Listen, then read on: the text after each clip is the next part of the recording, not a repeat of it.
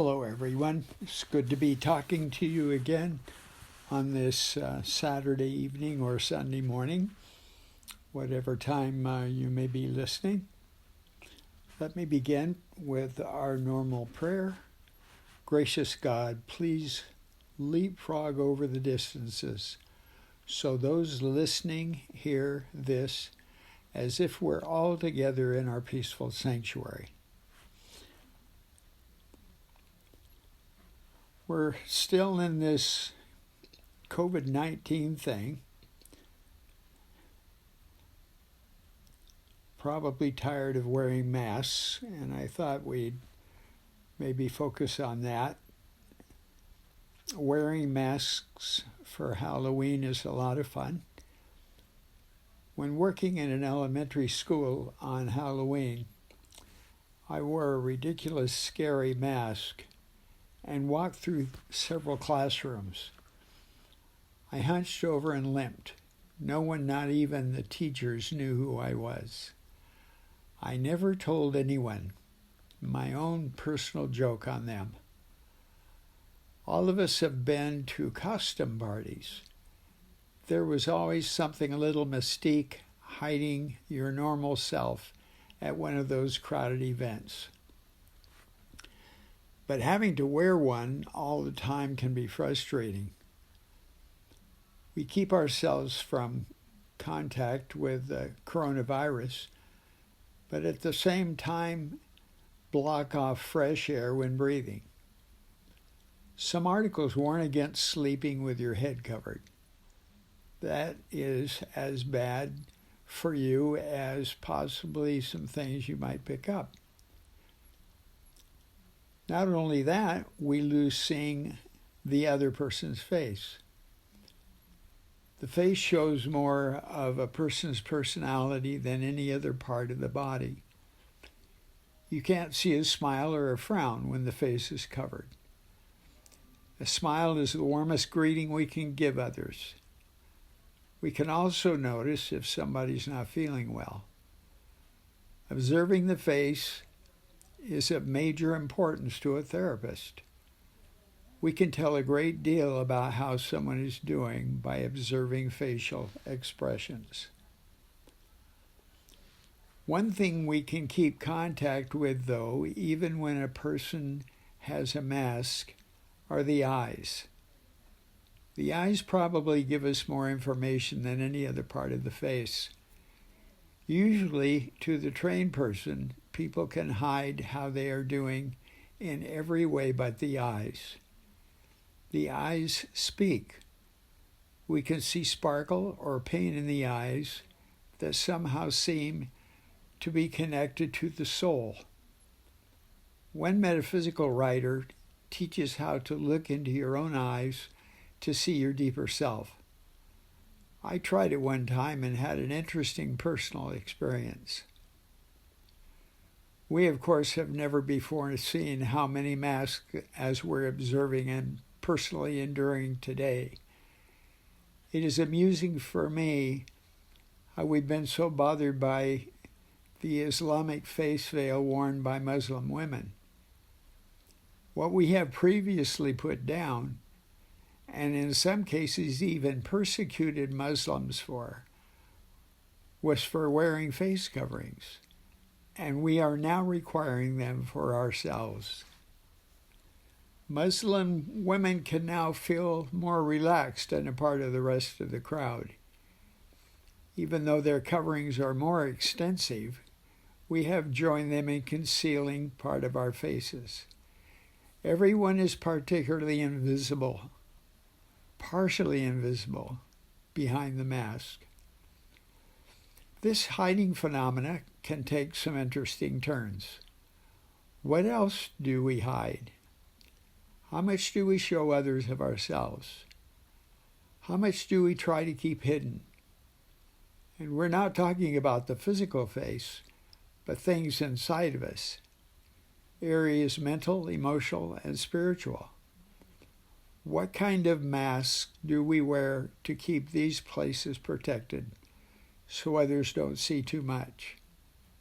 How much do we hide from ourselves? that is cutting away from how our lives could really be.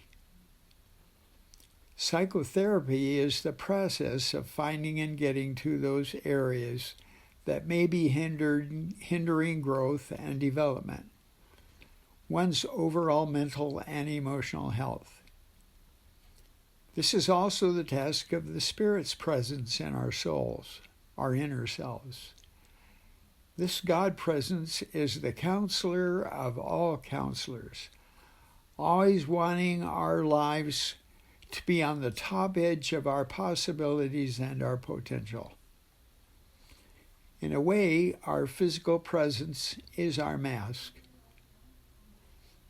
meaning no one can see other than the body. It is the visual contact unit present as we tangle or appear in our tangible form. It is our show up feature. I remember a friend from the past wanting to show me his new car.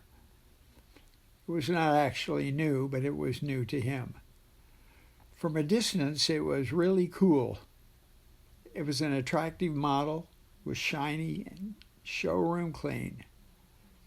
He was not anxious for me to go over to look on the inside, though. I found out why when I went to look at the interior. Mistake. It was a mess, like trash from a fast food meal all over, plus clothes and towels from a beach trip he and some friends had just enjoyed. It certainly took away from the grand appearance of the outside. He quickly tried to explain away the inner appearance, but his reputation preceded him.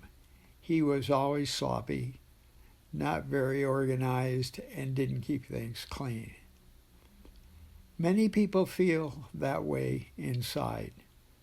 Thoughts and feelings all over the place, needing the Spirit presence of God to take out some of the clutter and to smooth things within.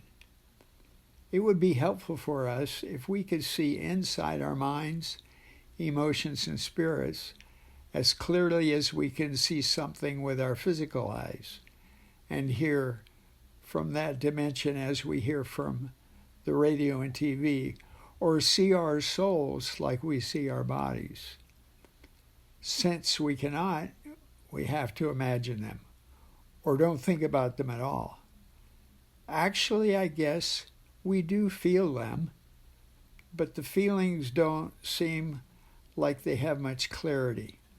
We feel God's presence as we experience love, peace, contentment, joy. We can't really grab hold of it, but it is wonderfully there. So how do we get under the mask? We need spiritual help to do this. We need spiritual insight. This is why we pray and meditate. Our motto, "You shall know the truth, and the truth shall make you free," is one that calls us to take off the masks so that we can clearly see and be seen. We invite our invisible spiritual friends and God's presence within to bring to our attention what we need to be aware of. This will most always relate to how loving, caring, giving, patient, hopeful, and trusting we are. How we are is more important than what we do. The Spirit shows us something related to a deficiency in one of these high-quality spheres at moments when something pops out in us that is not the way we want to be. A moment of temper, a bit of jealousy, a thought we did not want to think was still a part of us anymore, a bad mood, an unplanned negative statement, and there are ways we see we still have spiritual work to do. When awarenesses of our not being like we want to be show up, it is not to cause us to feel badly, but rather to help us continue to correct, clean up, and polish the high spiritual goals of God closeness. It is so refreshing to know God is not fooled by any outer form, mask on the face, or more yet, the body over the soul.